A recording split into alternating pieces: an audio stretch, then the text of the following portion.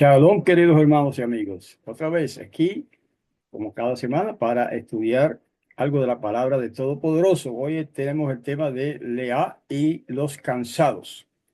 Bueno, en hebreo dice Leá, ese nombre se pronuncia así, pero como en español están acostumbrados a decir Lea, pues vamos a seguir esa costumbre.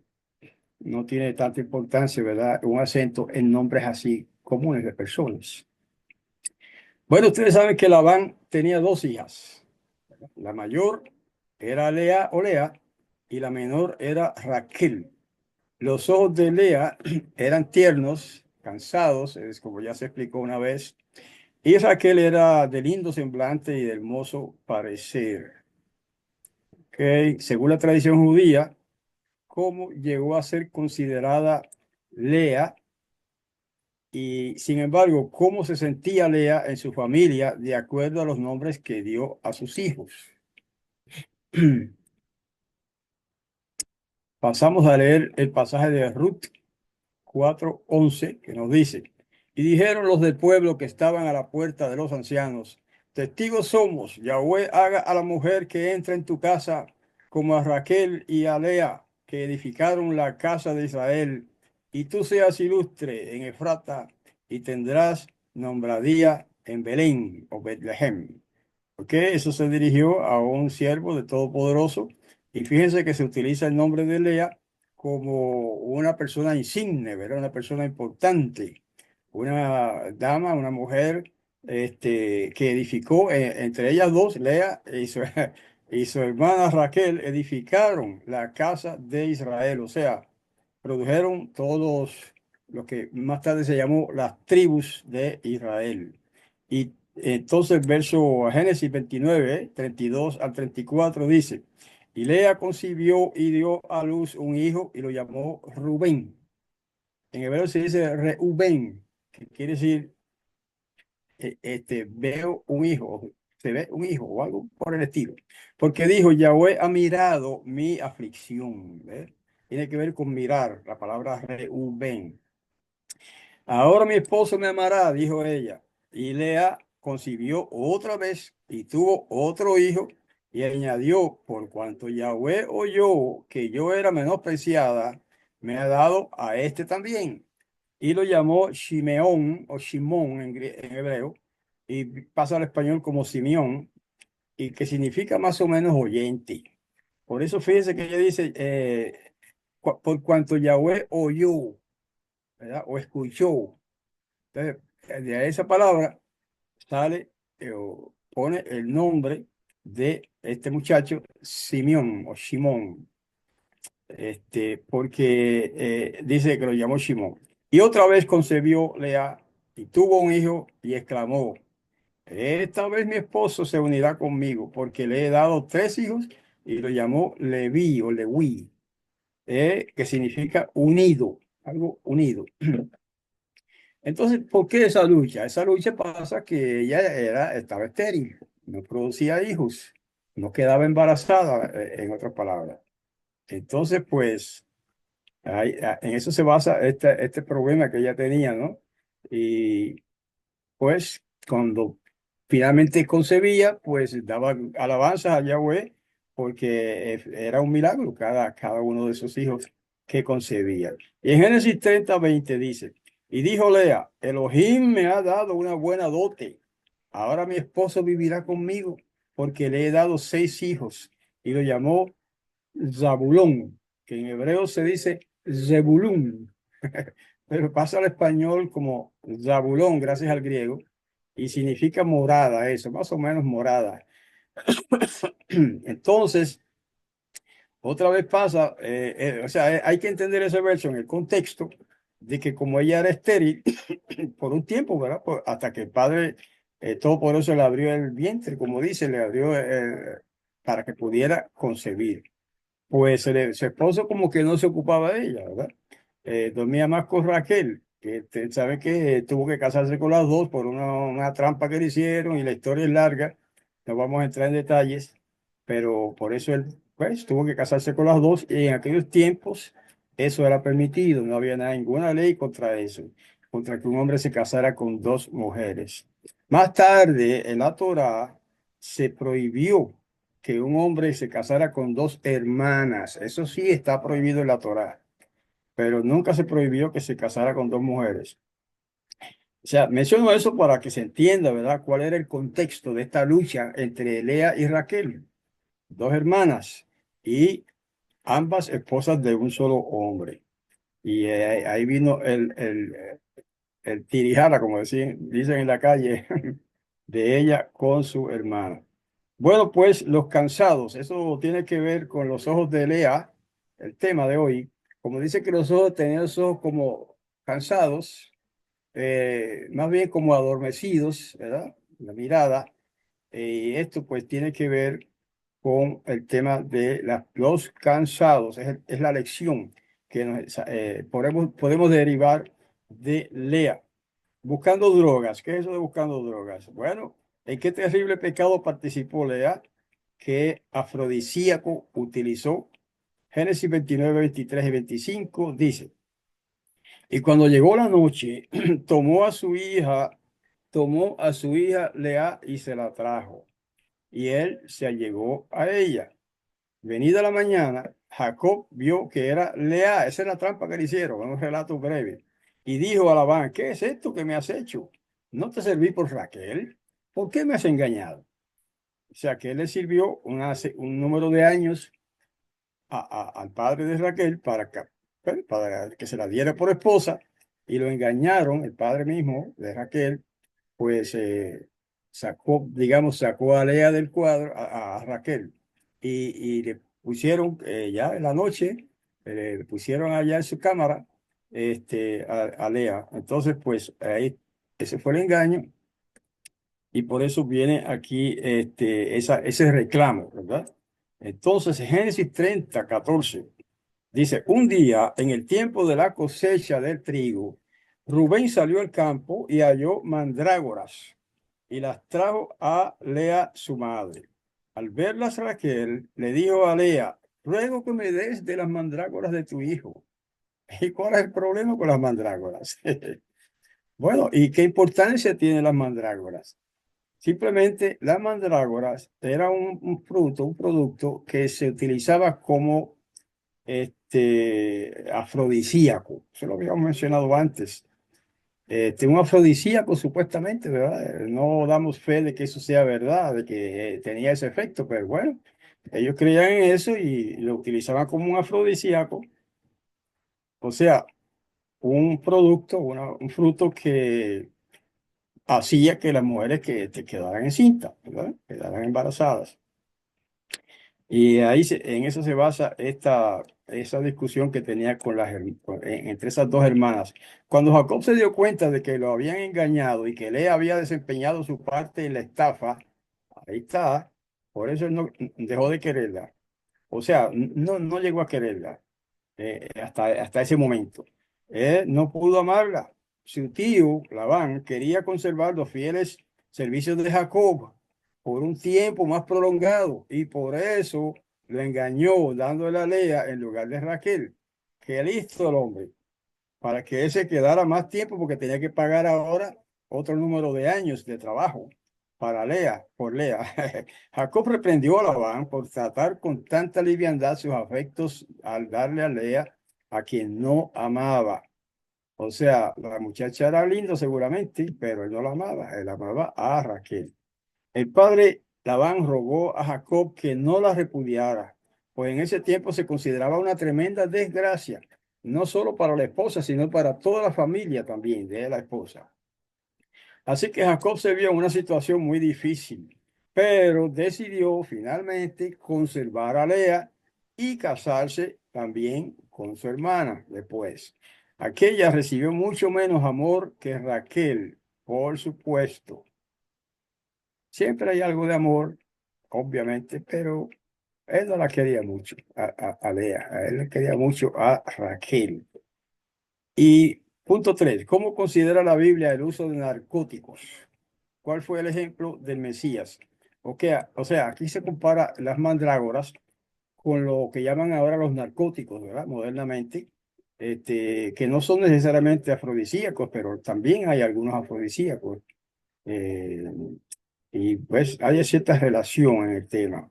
¿Y cuál fue el ejemplo del Mesías en cuanto a eso de utilizar un narcótico para algún fin especial, un fin físico? Vamos a ver algo.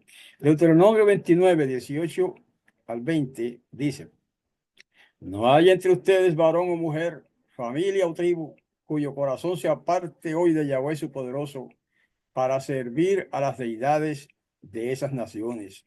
No hayan ustedes raíz que eche veneno y ajenjo, que nadie al oír las palabras de esta maldición se bendiga en su corazón diciendo, tendré paz, aunque ande según el pensamiento de mi corazón. Eso sería la ruina tanto de la tierra regada como de la seca. Yahweh no estará dispuesto a perdonarlo. Antes se encenderá su enojo y su celo contra ese hombre. Asentará sobre él toda maldición escrita en este libro. Y Yahweh borrará su nombre de debajo del cielo. Ok. Claro, son una maldición, algo triste, ¿verdad? Pero es una maldición que se pronuncia sobre hombres o personas que se aparten de Yahweh. ¿Ok? No es, eso no es un mensaje para el mundo, es un mensaje para Israel, para el pueblo de Israel.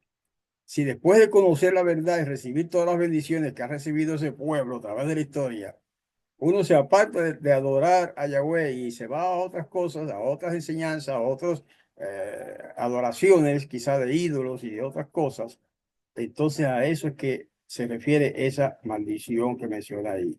En Mateo 27:34 dice, le dieron a beber vinagre mezclado con hiel. Después de probarlo, no quiso beberlo. ¿De quién está hablando ahí? Obvio que está, sé que todos saben, ¿no? Que está hablando del Mesías, de Joshua, o Jesús, como lo llama a los cristianos. Él dijo, usted tengo sed. Cuando estaba ahí clavado en el madero, cerca de la muerte, estaba muerto de la sed, como decimos comúnmente, sediento, y pidió sed. Dijo que tenía sed.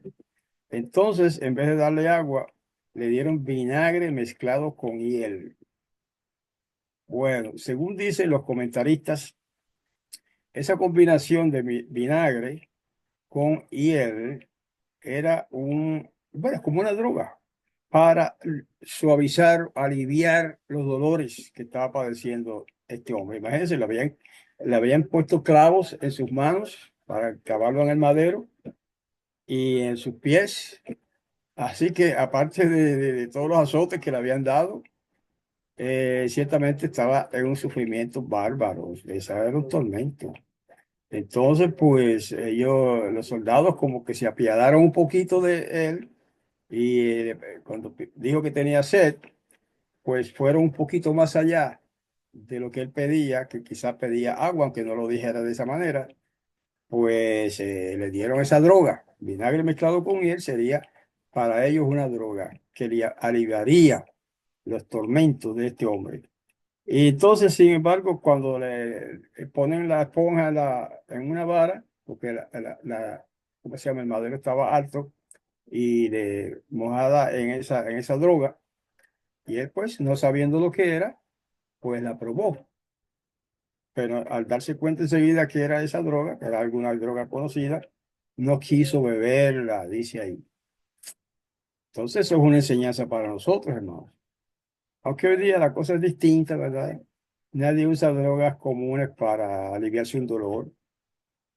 O no estoy hablando ahora en contra de la ciencia, que hay medicamentos que son drogas, pero son medicamentos comprobados. Y bueno, a quienes no creen tampoco en eso, pero bueno, a otros que sí creen y necesitan aliviar su dolor, ¿verdad? Y se aplican la medicina que sea, que a veces son drogas, no siempre es una droga, pero a veces sí lo es. Y la enseñanza aquí, por lo menos si lo derivamos sabiamente, es que a menos que sea algo médico, un problema que necesita una urgencia médica, pues entonces no debemos utilizar drogas.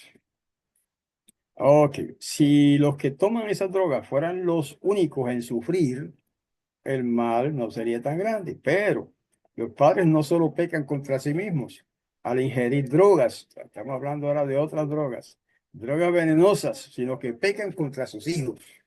La condición corrompida de su sangre, el veneno distribuido por todo el organismo, el cuerpo débil y las diferentes enfermedades producidas como resultado del uso de las drogas, y ahora sí todos saben de qué estamos hablando, se transmiten a su descendencia y quedan como una desgraciada herencia, la cual es otra gran causa de la degeneración de la raza humana. Entonces, pues, ya saben que eso ya no hay que casi ni que hablarlo. Ustedes saben las barbaridades que han sufrido muchos jóvenes, miles, quizá millones de jóvenes, de personas en general, pero principalmente jóvenes, por el uso de drogas muy fuertes, que son, algunas de esas drogas se utilizan en la ciencia médica, ¿verdad? Para aliviar el dolor, pero cuando las usan como un vicio, como un hábito, para sentirse bien, qué sé yo qué. Muchas veces no la usan por dolor, quizá en algunos casos por dolor emocional, por algún trauma que tenga la persona, a veces tiende a meterse en el uso de las drogas, ¿verdad? Y hay distintas causas, no, ese no es el tema de hoy, pero tenemos una enseñanza ahí también de nuestro maestro. Estando en sufrimiento físico y quizá emocional también, no quiso probar la droga que le ofrecieron como un alivio. Bueno, hay otros males por vencer. Punto 4. ¿Qué le había dado Labán a su hija Lea? Pero a quien a veces robamos y cansamos nosotros.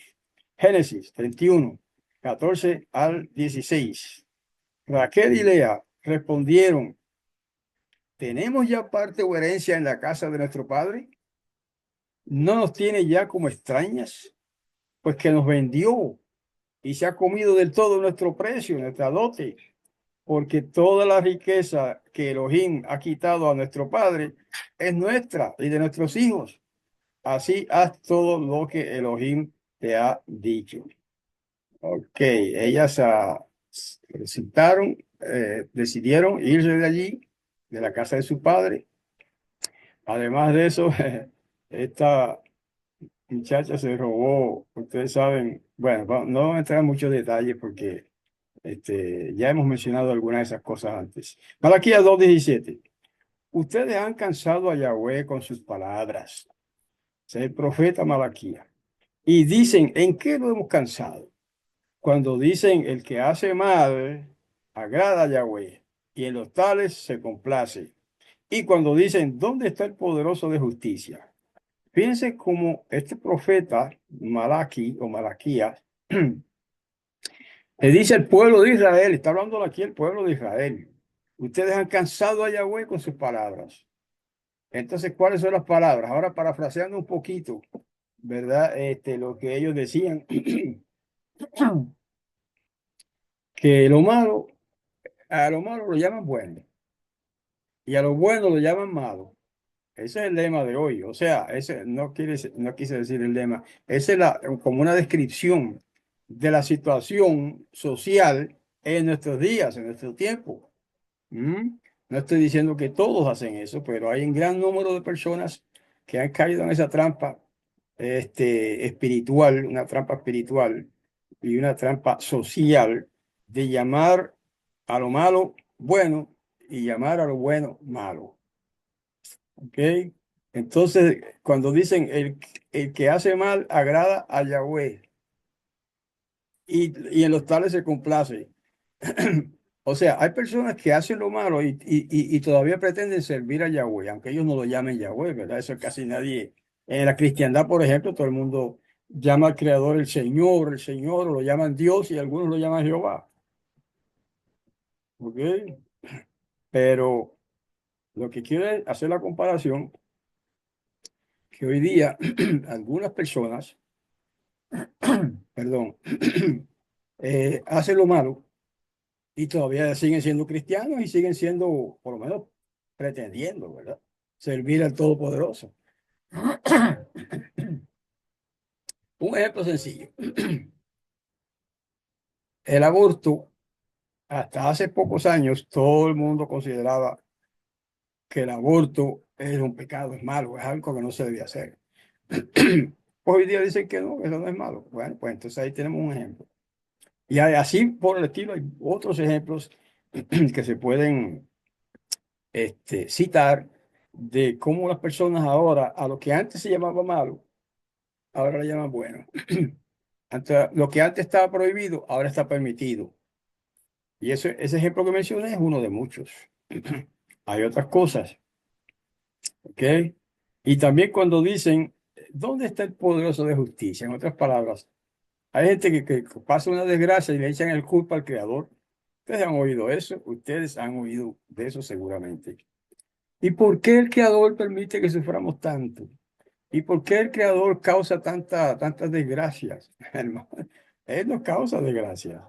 Las desgracias las causa la humanidad misma. Y echarle la culpa al creador es una insensatez, no es correcto. El único que causa desgracias en este mundo es el Satán y sus demonios y las personas a quienes él controla. ¿Acaso el Satán controla a muchas personas hoy en día? Por supuesto que sí. Busque todas esas enseñanzas falsas que están circulando hoy en día. No solo enseñanzas religiosas, sino enseñanzas en términos morales, éticos, totalmente corruptas, enseñanzas corruptas, corrompidas. Esas son enseñanzas de demonios. Aquí no menciona eso y ese no es el tema exactamente, pero hay, en otros pasajes de la Escritura dice que este mundo está controlado por espíritus de demonios. Y esas son las enseñanzas de demonios que se están infiltrando en el mundo, en la escuela, por ejemplo, y en las iglesias también. En algunas, porque tampoco son todas. Enseñanzas de demonios. Entonces, a eso, esa es la aplicación que quiero hacer cuando dicen, ¿verdad? Que el Padre se agrada de lo malo. O sea, ellos están haciendo lo malo y creen que están agradando al Padre. Eso es lo que significa, ¿verdad? En palabras modernas. Malaquías 3:8 dice, ¿robará el hombre a Elohim? Pues ustedes me están robando. Dice el Todopoderoso a través del profeta Malaquí. Pues ustedes me están robando, le dijo a Israel. Y preguntaron, ¿qué te estamos robando? Y el padre responde, los diezmos y las ofrendas. Eso no se habla mucho de eso, ¿verdad? Porque como que la gente tiene aversión a ese tema de que es bueno dar de lo que uno gana, dar diezmos a Todopoderoso, pero no es que se lo dan directamente a Todopoderoso, eso es imposible, pues, sino que se dan a una institución, ¿verdad? Llámese iglesia o llámese de otra manera, pues de eso se trata. Y las ofrendas. Incluso, aunque algunos pastores ¿cómo diríamos?, tratado de rebatir, cuando yo digo que incluso los diezmos se pueden dar a los pobres, alguien que quiere pagar diezmos y bueno, da una parte de su ingreso, ¿verdad? Que es el 10%, lo dedica a ayudar a los pobres. Y me han dicho, no, señor, el diezmo es para los sacerdotes, nada más. Ah, sí. Bueno, ese no es el tema tampoco hoy. Y lo mismo las ofrendas. Es lo mismo. Las ofrendas que usted quiere dar al Todopoderoso, ¿ah? A lo mejor se las da a una iglesia que es millonaria. Digo yo, en algunos casos, ¿verdad? Sucede esto. Le dan diezmos y ofrendas a un pastor o a una iglesia que es millonaria en algunos casos. Eso no tiene sentido. Ese dinero se le daría mejor a los pobres, a los necesitados, y se le estaría, es igual que dárselo al mismo creador. Bueno, ustedes saben lo que dijo el Mesías en Mateo, en Mateo 25, ¿verdad? Cuando hablando en parábolas, cuando venga el Hijo del Hombre, que divide las naciones en dos, las ovejas a su derecha, las cabras a su izquierda, y le dice a las ovejas, por ejemplo, que son las personas buenas del mundo, este, entren al reino preparado para ustedes, porque ustedes tuve hambre y me dieron de comer, tuve sed, etcétera, etcétera. Y ellos le dicen, pero ¿cuándo te vimos así, en esas condiciones y te ayudamos? Y le dice, por cuanto ustedes hicieron esto a mis hermanos más pequeños, o sea, los pobres, los necesitados, a mí lo hicieron. La enseñanza de ese pasaje es que las buenas obras que usted hace, dando algo, alguna ayuda a un pobre, a una persona en necesidad, es lo mismo que si se lo estuviera dando al Mesías. ¿Ok? En eso yo me baso para decir, aunque algunos me han contradicho en eso, pero bueno, no me importa, que aún de las ofrendas que usted tiene para Yahweh, si de momento surge la necesidad y se encuentra con alguien que la necesita, debe dársela a esa persona. El fruto, perdón, el pueblo le ha robado a Elohim y el mal ha sido permitido porque los ministros no han querido desagradar a sus miembros. El Creador llama a estos obreros mayordomos infieles. ¿Ok?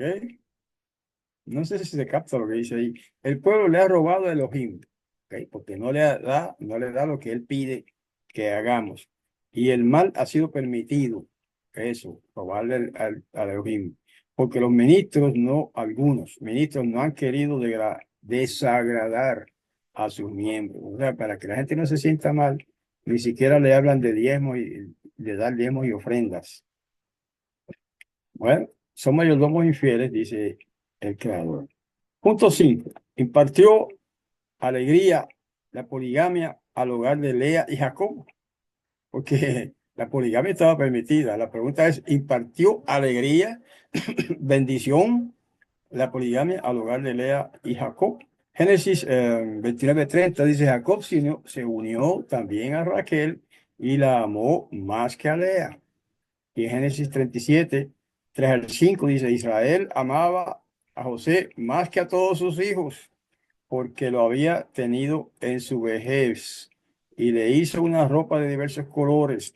Al ver sus hermanos que su padre lo amaba más que a todos ellos, no lo querían y no podían hablarle pacíficamente a José. Un día José tuvo un sueño y lo contó a sus hermanos y ellos llegaron a odiarlo aún más. Hmm. Así que todos esos hijos en la antigüedad, ¿verdad? Que se practicaba la poligamia, pues en realidad era una situación problemática. No quiere decir que porque era común el que se practicara la poligamia, pues todo iba a ser felicidad y flores y bendiciones. No, había muchos problemas. ¿Mm? Y ahí tenemos un ejemplo de lo que estamos diciendo. ¿Ok? El primero, la cita de Génesis 29:30 nos enseña que por más justo que pueda ser un hombre que se case con dos mujeres, siempre va a querer a una más que a otra. O sea, esa es la naturaleza humana, es así. Y ahí vienen los problemas. Y entonces el caso de José, que ya lo leímos, pues ya saben, sus hermanos, que eran, bueno, llegaron a odiarlo, porque pensaron que era el preferido de su padre, y parece que sí lo era, porque ya lo leímos, ¿verdad? Entonces, pues, esas desigualdades en el trato de unos hijos y otros produce problemas en los hogares, en las familias. Y cuando son hijos que, como en este caso, que antiguo, que ya eso no se da, pero había en esa misma familia hijos de dos mujeres, en algunos casos más, pues siempre algún roce había. Entonces, ahí tenemos un ejemplo pequeño de lo que estamos tratando de decir y se odiaron, se llegaron, por lo menos los hermanos odiaban a José. Jacob no se sentía feliz con sus casamientos, aunque sus esposas eran hermanas. Formalizó un contrato matrimonial con Labán, teniendo en vista a su hija Raquel, a quien amaba de verdad. Fue siempre a Raquel a quien más amó, pero su predilección por ella provocó envidia y celos, y su vida se vio amargada por la rivalidad entre las dos hermanas. Por eso, cuando se dio la Torá a través de Moisés, uno de los mandamientos de la Torá dice explícitamente que no se debe casar un hombre con dos hermanas. ¿Eh? aunque todavía en esa etapa no estaba prohibida la poligamia, pero esas dos mujeres, que este hombre, cualquier hombre que sea, ¿verdad?, quiere casarse con estas dos mujeres, no pueden ser hermanas. Eso lo dice específicamente la Torá. Y eso pues contribuye a evitar la rivalidad. Bueno, por lo menos contribuye a que a evitar que dos hermanas, que es un lazo de sangre, se hagan enemigas a causa de que son esposas de un mismo hombre. Y eso es una desgracia. Eso es una desgracia, una división entre dos hermanas al punto de que se hacen enemigas. Y eso existe, no ahora entre los creyentes, pero entre la gente del mundo, como se dice, ¿no?, comúnmente, personas que no tienen religión o que no tienen por lo menos la religión de la Biblia, se ha dado que uno se haya casado con dos hermanas y siempre hay problemas. Y si no son hermanos también. Las virtudes y la solución para los cansados. Los cansados, estamos utilizando la comparación, ¿verdad? La metáfora o la comparación más bien de Lea, sí, de Lea, con sus ojos adormecidos, como cansados, ¿verdad? Y es como un símbolo de las personas cansadas. ¿Qué virtudes tenía Lea que debemos imitar? Génesis 29:35 dice, y concibió otra vez y tuvo otro varón y dijo, esta vez alabaré a Yahweh, y lo llamó Yahudá. Significa alabanza, pero alabanza a Yahweh. Yahú viene siendo un apócope o una abreviación del nombre del Padre, ¿verdad? Que es Yahweh. Pero al apocoparlo o al abreviarlo, se decía Yah. Sí, y es igual que si dijera Yahweh. Entonces, también está la palabra hebrea Hodú, que significa alabar. Entonces, Yahudá significa un alabador de Yah, uno que alaba a Yah, a Yahweh. ¿Eh? Entonces, desgraciadamente, en el español, gracias al griego, otra vez, ese nombre se desfiguró totalmente cuando ahora le dice Judá. Judá, bueno, Judá sigue sonando como un nombre hebreo, ¿verdad? Pero Judá solamente no tiene el significado que tiene la palabra Yahudá, que es alabador. Para hacerlo sencillito, ¿verdad? Se puede traducir de otras maneras, pero alabador de Yah o de Yahweh. Y Judá, pues se dice que significa alabanza. Génesis 31:16 dice, así haz todo lo que Elohim te ha dicho. Y en Génesis 35:4, entonces dieron a Jacob todas las ciudades ajenas que tenían. Eso en otro sistema, digo, en otra situación, ¿verdad? Para no entrar en muchos detalles.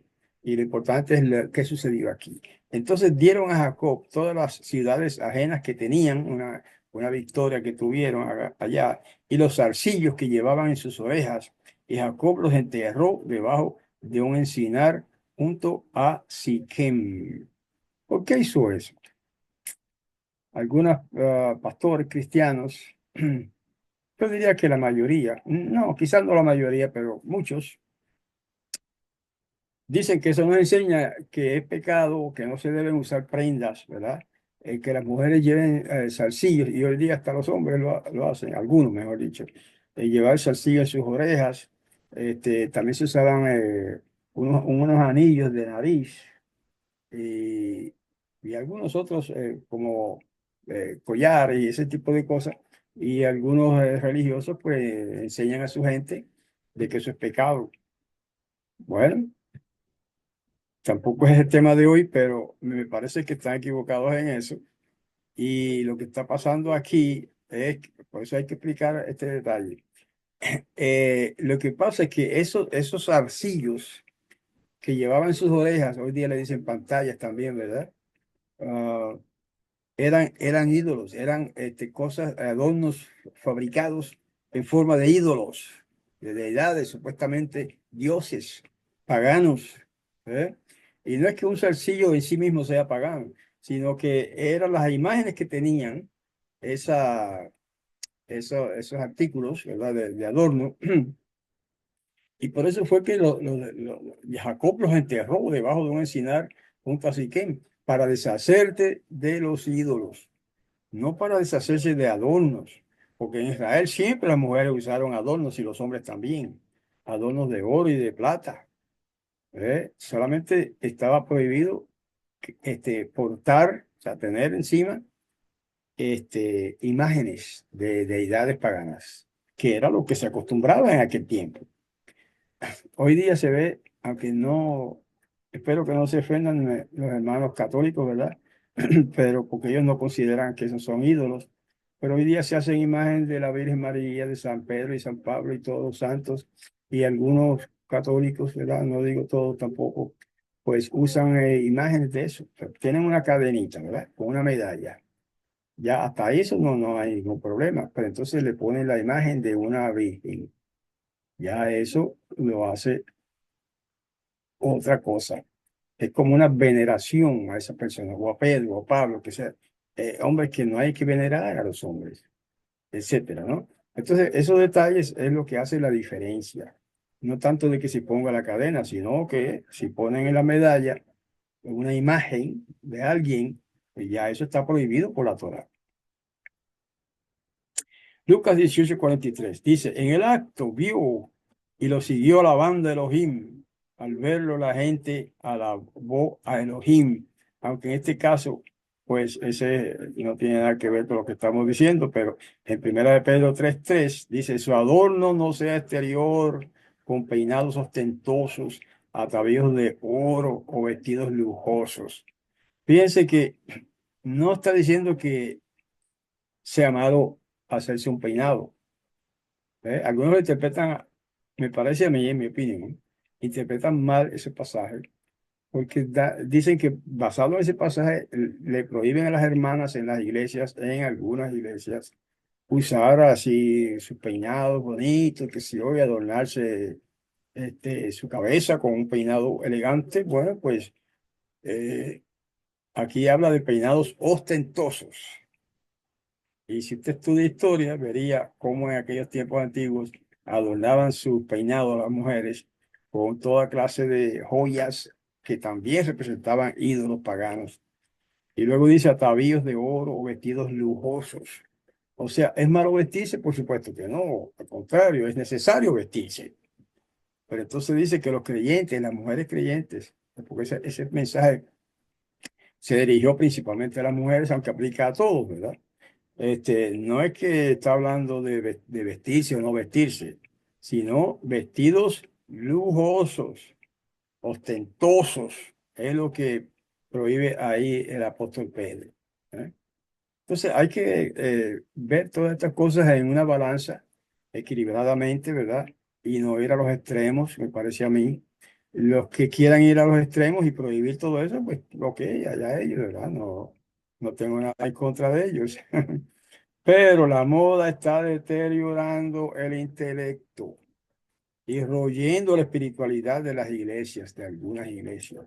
La obediencia a las modas, este es el problema, la obediencia a las modas está invadiendo a casi todas las iglesias y está haciendo más que cualquier otro poder para separar del Creador a los creyentes. Las reglas de muchas iglesias son muy deficientes. Bueno, ahí no hay mucho que comentar, hermanos. Nada más que visite usted una iglesia, casi cualquier iglesia, y se dará cuenta de qué se refiere este comentario. Bueno, hay quienes eso no les importa para nada, ¿verdad? Bueno, ok, cada loco con su tema, dice un refrán por ahí callejero. No vamos a discutir por eso, ¿verdad? Estoy simplemente presentando unos principios ideales, lo que es lo ideal, ¿verdad? Es la sencillez, la humildad, la sencillez en todas las cosas, en todas las áreas de la vida. Punto 7 final. Donde fue sepultada Lea con gran honor. Así como Lea, muchos se encuentran afligidos, olvidados y cansados del menosprecio. Pero ¿en quién pueden refugiarse? Es la pregunta. Génesis 49, 30 y 31 nos dice, en la cueva que está en el campo de Macpela, frente a Mamre, en Canaán, la que Abraham compró con el mismo campo de Efrón hitita para heredad de sepultura. Allí sepultaron a Abraham y a Sara su esposa. Allí sepultaron a Isaac y a Rebeca su esposa. Y allí sepulté yo, dijo él, a Lea. Ah, o sea, tuvo el honor, esta muchacha que no fue muy querida, fue menospreciada en cierto modo, ¿verdad? Porque su hermana fue la preferida en el matrimonio de su marido. Y ella fue humillada en cierto modo, y por lo menos se sintió humillada. Y mire cuál fue la honra que se le dio, aunque ya estaba muerta, pero bueno, es una honra como quiera, ¿verdad? Lo que le hicieron. La enterraron en esa propiedad donde habían sepultado nada menos que a Abraham, el padre de la fe, y a Sara, su esposa, también la madre de la fe, pudiéramos decir. Allí sepultaron a Isaac y a Rebeca, su esposa. O sea, los grandes patriarcas de aquella época fueron sepultados en esa misma tumba o sepultura. Y allí sepultó su esposo a Lea también. O sea que la tuvieron en alta estima, aunque ya estaba cadáver, pero bueno, siempre se considera, ¿verdad?, que una sepultura digna, un entierro digno, es una honra, ¿verdad?, a la persona que había fallecido. Isaías 40, 29 y 31 dice, Él da vigor al cansado y aumenta la fuerza del impotente. Los muchachos se fatigan y se cansan, los jóvenes flaquean y caen, pero los que esperan en Yahweh tendrán nuevas fuerzas. Levantarán el vuelo como águilas. Claro, eso es una metáfora, eso es un símbolo, ¿verdad? Correrán y no se cansarán. Caminarán y no se fatigarán. Hermanos, qué promesa hermosa tiene el Todopoderoso a través del profeta Isaías, este, para los fieles, para los que confían en Yahweh, para los que esperan en Yahweh, dice ahí.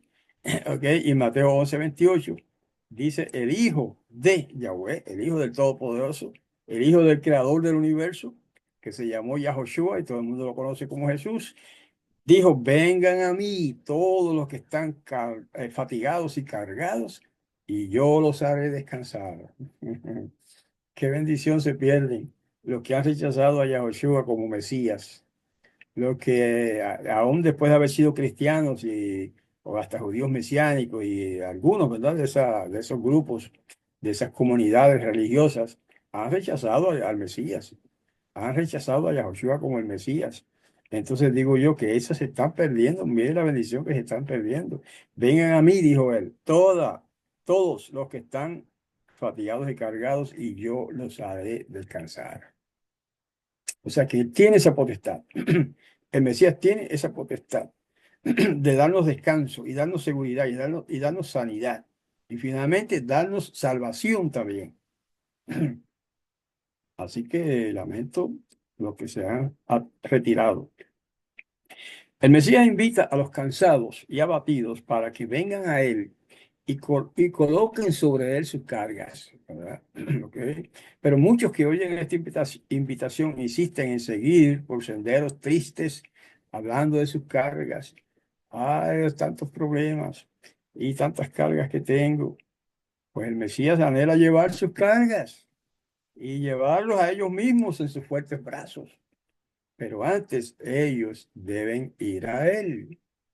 O sea que si usted quiere el consuelo que da el Mesías, si usted quiere el alivio que da el Mesías, si usted quiere la ayuda que da el Mesías y el consuelo, y que sea como que simbólicamente hablando, ¿verdad? Llevado en sus brazos, usted debe ir a Él primero. El primer paso es ir a Él, confiar en Él, y entonces tendrá esa bendición. ¿Ok? Bueno, pues hermanos, con esta reflexión, podemos decir, final, terminamos el tema de hoy y también terminé por ahora, porque puedo continuarla más adelante, pero por ahora descontinúo la serie de las mujeres bíblicas, las mujeres en la Biblia, que nos han dado alguna lección que espero que sea de ayuda, que haya sido de ayuda a algunas personas. Y hay muchas más que se pueden mencionar, pero quiero terminar esta serie aquí, hasta ahora, para continuar próximamente, la semana que viene, de hecho, con una nueva serie muy, muy, muy fundamental. Yo lo ya anuncié hoy por medio de la hebraica, la lista hebraica, por escrito, ¿verdad? Que quiero iniciar una serie de temas relativos al gobierno mundial que se acerca. Y no quiero decir nada más para que vengan y los que quieran venir y escuchar ese tema.